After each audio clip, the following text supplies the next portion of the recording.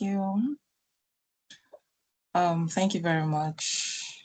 Good evening, everyone. Please, can you hear me? Loud and clearly. Okay. Thank you so much, Scholar Ash, for the opportunity to be here. Okay, my name is Esther, everyone.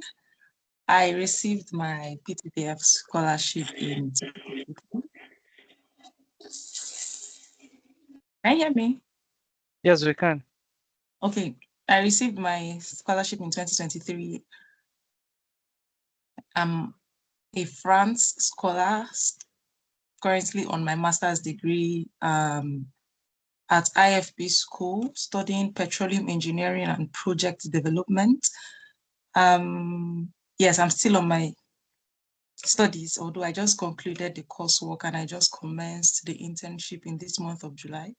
And that's because I took up my scholarship 1 year after I received the award. So I didn't go in 2023 because I don't know if you know, but if you have the PTDF scholarship, you can decide to keep it for 2 years. But I think after 2 years, you don't have it anymore. So I got mine in 2023, but I took it up last year, 2024. And that was when I began my master's degree here in France. I have a background in chemical engineering, and I am now studying petroleum engineering and project development here in France. Yes, I'm an engineering girly. So I had my interview with PTDF in University of Port Harcourt. Yes, it was in University of Port Harcourt, and the setting of the interview. So a lot of scholars have said things related to what I'll still say. But before I start going into the setting of the university and everything, of course, my number one is God. God first, God everything. That's it for me, right? The fact that I got the scholarship in my first attempt, no stress, even when I didn't put so much push, I didn't know, but I just got it. So yes, it's God. And then for the setting of the interview, like some people said, yeah, come early because these guys are waiting for you. I think I was scheduled for, I don't remember the exact time, but for example, 12 o'clock. And I got there at 11 and I was interviewed not long after because like they are waiting for you. They are ready. They are ready for you. Huh? So you must go very prepared. You don't go there with the mindset of, okay, my interview is by 12. I'm going to get there and sit and read from 11 to 12 and then I start at 12. You may now have the opportunity. I'd rather go by 12, huh? Because you get destabilized if that was your plan and you don't get the opportunity because once you come and they're ready for you, I mean, it doesn't matter your scheduled time, you just have to be interviewed. Yeah, so the panel size. So in our case in University of Port Harcourt, there were like, I think 2 panels.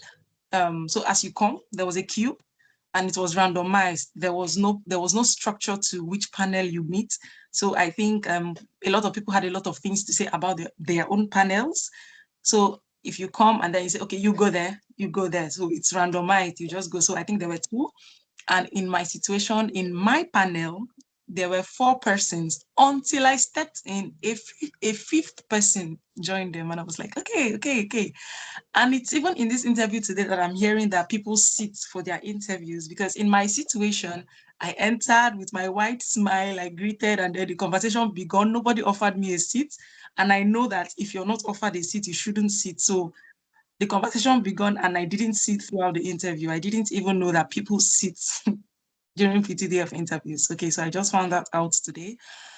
The formality, while I was well dressed, yes. So for me, yeah, corporate is a thing. Although, like someone asked earlier about wearing a native, I know someone who did in Abuja, right? Majority of those who went to Abuja to do, they had natives on. So I think more northerners, but I don't know. But I didn't hear anything about criticism. But yes, in my situation, like someone earlier said, I would prefer you wear a corporate, in my opinion, whether Abuja or Port Harcourt or wherever.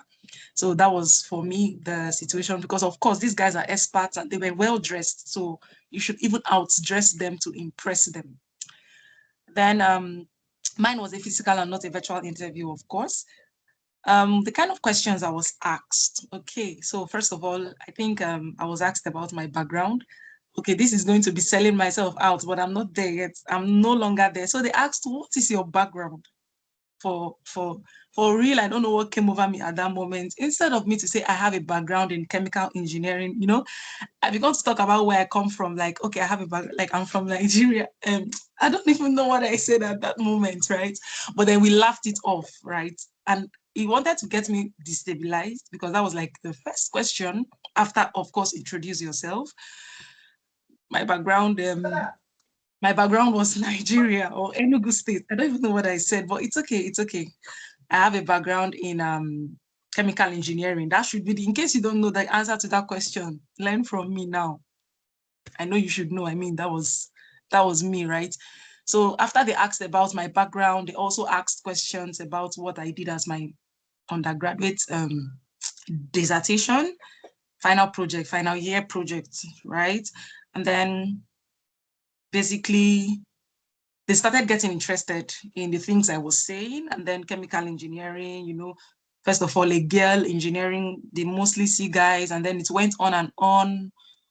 And then they asked about they brought up my CV. So of course, yes, your CV, make sure you can read your CV. Yes, you made your CV, but read your CV, ask yourself questions from your CV, because like they will probably bring up questions. The experience in the internship you said you have had, they are going to ask you about it. They're going to ask you about, I mean, the work you said you have been doing on your CV. So I suggest you read your CV, remember the things you did in that internship that you have presented in your CV, because of course you're going to be asked questions in that light.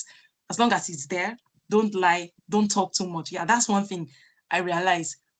Your next question, in my case though, is almost always determined by the answer to your previous question. So you don't go there and expect that they have a list of questions already waiting for you. Maybe they have what they want to say in mind, but sometimes it's okay. Like someone said, be sure of what you're saying, know what you're saying. But in my case, I'll say, ensure to give facts and not to be defensive.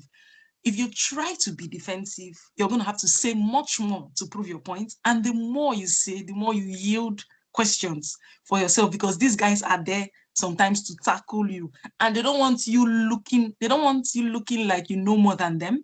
So if you're going to have to come and stand out defensive, and there you go, they're going to tackle you, because they will show you that, of course, we are experts in this thing. So don't talk too much.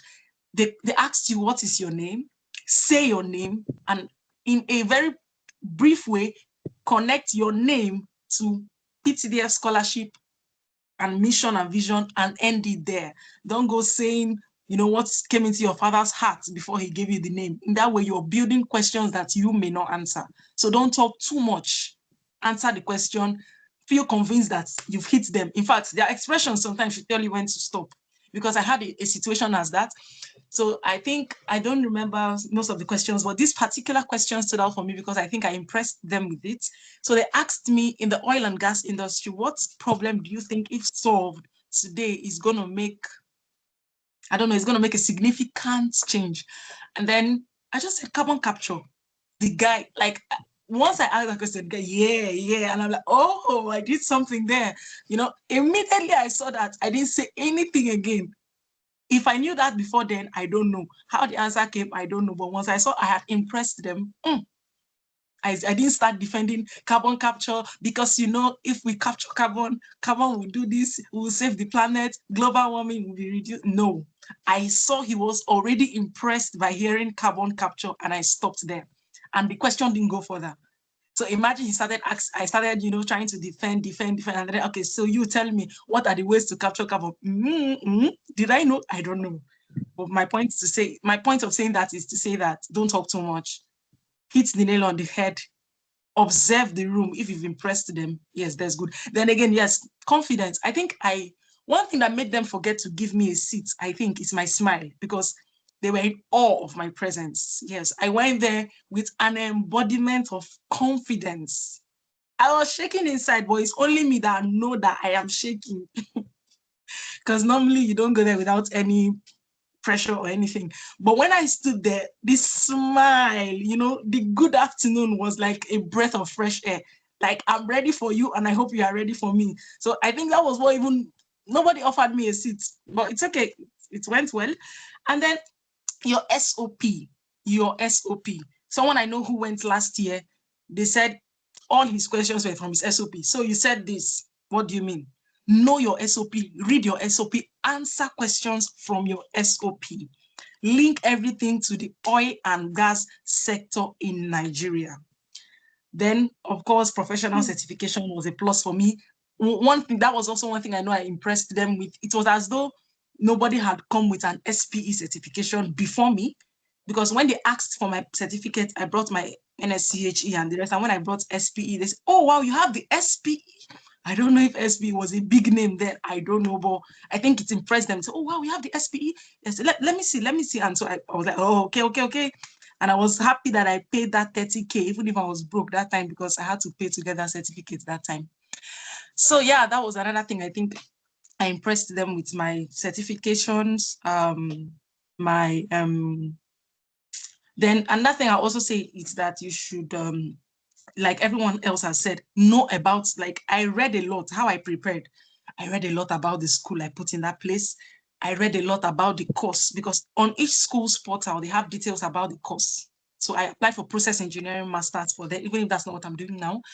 So that was what was there. So I read about the course on the school portals. Like, as you read about the course, ask yourself questions. How do I connect this to the oil and gas industry, specifically in Nigeria, that will get them nodding their heads? So connect everything you're going to say to that. Know about the country, because yes, I was also asked why France, why not Germany, because of course Germany is also one place much more known for engineering, but I was able to defend why France is best for me to do, why that country, why that city, you know. So no information, know a little about everything. Even someone said know even about PTDF, know a little about everything, about the country, about the course, about your SOP, because like I think throughout last year, most of the people who I assisted to do this kind of sessions, most of them came out saying they were asked questions from their SOP. So know what is in your SOP, read it and be able to answer questions. Then like someone said, I went with my entire file. So anything they ask, don't say, okay, so they said we should come with only passport and this. And like the previous speaker said, I had 10 copies. I don't want to hear, like I printed, I photocopied a lot. At that moment, you don't want to know whether it's useful or useless, but just go ready, right? The more you talk, the more your questions. Hit the nail on the head and keep it there. Because many times your next question is determined by your previous answer. So don't go too deep into what you don't know so well, because these guys are probably experts. And they might know it better than yourself. Then, I want to say something about someone who mentioned he's working and then he was asked why he wants to leave his job and go to study. Yes, if that question is put to you, you know, you say it. But if it's not put to you, don't push it. Don't push it on them, because sometimes they will tackle you and destabilize you, right? So for me, I think, so how did I feel during and after the interview? I felt good. I felt weird before the interview. Of course, it's normal, the pump of adrenaline, the anxiety before the interview, it was there. During the interview, my first destability, the first thing that destabilized me was when they asked me my background. And instead of me to say chemical engineering, I said Enugu State. It's still funny to you today. So that was the first thing that destabilized me. But immediately I was corrected. Thank you very much. Oh, okay. So thank you very much. You know, you accept your correction with confidence, acknowledge your mistake, and shoot immediately. Don't linger in your failure. Oh, I'm sorry, I didn't know you meant that my background is chemical. You are escalating your mistakes. Okay, thank you very much for the correction. I have a background in, just move. If they correct you, okay, thank you. I've taken note of that, and that will be taken into consideration. Like, anywhere you know that you are not doing well, don't allow the room to dwell in it. Don't bring everybody to dwell on where you did not do well. So you, maybe, for example, if someone had asked me, oh, you don't know what it means to answer a question, what is your background, and you want to go to studying, you know, probably I don't know the answer, but something would have come out and then I would have moved. So try not to dwell on what you know has gone wrong already. Nothing can be done about that. And so I moved on. And then I think a key challenge I faced was I don't think I faced any key challenge in my interview, apart from the fact that okay, now I know everybody sat down, but I stood throughout. That's a challenge because why did they not give me a seat? But it's okay. Apart from the not knowing the answer to what is your background, which I answered wrongly, and then they put me back on track. I think I was able to acknowledge boldly the things I didn't know, but I had something to say. I'm not saying go say, I don't know. But the previous caller already said, try to answer in a way to show that you have a knowledge on this thing, even if you don't have the exact words on what they are looking for. So important documents, steps I took to prepare. I said it already. I read everything about chemical process engineering I could embody, and not just reading the things that can link it to the oil and gas. Even if it's fishery you are applying for, just link it to the oil and gas that somebody would think that there need to be fish in the refinery. In fact, our refineries in Nigeria are not complete because there are no fish, right? That's how you should be able to link up your questions as you are answering them personally. Carry your important documents. Okay, so I've said the do's. Dress well. For me, I think it's a plus. Wear your smile. Carry your confidence on your face, even if inside your body, girl, you know that me and you are not feeling well. Carry your confidence on your face. Don't talk too much. Don't talk too much. Your next question is from the previous many things you have said, and you're still talking, and they're still taking notes, and you're still talking, and they're still taking notes. Like I said, that carbon capture was the only. Once I saw the guy do, I just sealed my mouth, because if you asked me, probably if you asked me further questions on carbon capture, my brother, I may not have known. But once I saw he was already impressed, just leave it there. Don't talk too much. It's okay. And then thank you. I always had, oh, thank you for the question. Oh, thank you. This, thank you, cordiality. I mean, everyone is different. Every panel is different. Some people might just be impressed by your smile. Some people might just be impressed by your technical knowledge. Some people might be impressed by the way you receive the questions. Thank you for the question. I may not have in-depth answer to this, but thank you. Thank you. Some people may just like you from your thank you. Who knows? So, I mean, use all your green flags that come to you naturally as much as you can. Then a word of encouragement. Okay, sorry. Stay calm, stay calm, stay calm, stay calm, because this is you before 6 people standing, or 5. Mine, I think there were 5 or 6, I don't remember, because one person joined when I entered. I was like, who is this woman? So yeah, stay calm. If you're scared when you look at their faces, look over their heads. Think about what makes you happy, and then you just answer. And then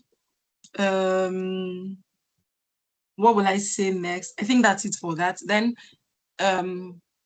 final word of encouragement. Yeah. Have in mind that it's competitive, right? Some of us, like me, for example, I don't know what it means to apply for PTDF twice, because this was my first and only application. However, you must know that, like I said in the beginning, God. So it's competitive, and it might be your turn today, it might not, but you should be open-hearted so that you don't fall into the category of persons who I already know said, I don't have, someone said, I've applied twice, I'm never going to try again. And I'm like, why? So just be open-minded, have faith, of course, hold on to God. If it's your time, it's going to come to you, right? But otherwise, if this happens that, it doesn't turn out that way, it's your face to, open up to more exposures, more experiences, learn more, and not to give up. So thank you very much for listening. I'm open to receiving any questions you might have. Thank you.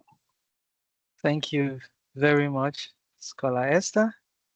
Thank you. Yeah. So we have a few minutes for some questions. Olawale, if you can kindly unmute and ask your question.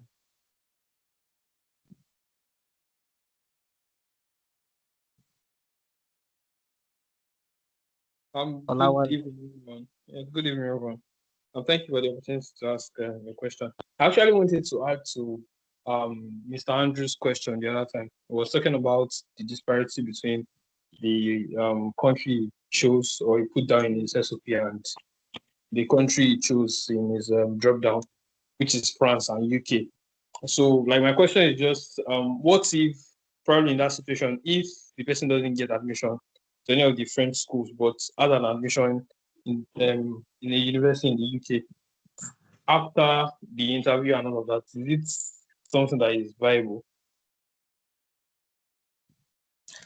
Okay, what I know about PTDF scholarship, it's this, right? UK is one round, it's one part, and then the other 3 countries are one part. So if you're applying, for example, to the UK, you stay with the UK.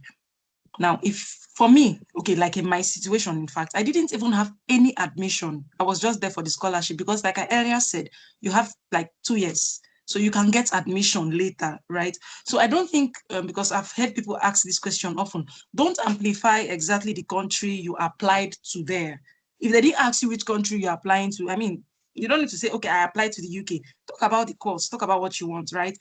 When you get the scholarship, all these changes are possible, this randomizing between France to Germany to Malaysia, it can be, it can be worked upon. Once you have the scholarship, nobody's withdrawing it from you because, oh, you applied with UK, but now you want to go to this. No, right? So I think the focus should not exactly, yes, okay, it's okay to say because maybe questions might come, right? But for your interview sake, focus on what is on your SOP. What is on your SOP at that time, right? And don't go conflicting. Okay, I applied for France, but I have admission in the UK. Nobody's even asking you for admission at the moment. You have 2 years to hold your scholarship and get it, right? So if you already want to have an admission in UK or vice versa, and then you have applied with France or vice versa, just focus on getting the scholarship. It's not a limitation to your sponsorship, right? Whenever you get the award, all these things can be changed. For me, I didn't have an admission before I went for that scholarship. I did not have any admission, but I had only applied to France. And that was what was on my SOP too, a school in France. So focus on what's on your SOP, speak to that. All of those changes can actually be done later if possible. You'll find a way around it. If you get the scholarship, nobody is definitely taking it from you because you were inconsistent with country. No. I don't know if that answers your question. Yes, so it does. Thank you so much. Yeah. Okay. Thank you. Larry, would you kindly unmute and ask your question? Okay. Thank you. Good evening, everybody. Thanks so much. Let me just go straight to the point. Okay. My question, I just need like a clarification. I have like 2 O-level results, a WAEC and a NECO, and I have more A's in my WAEC than my NECO.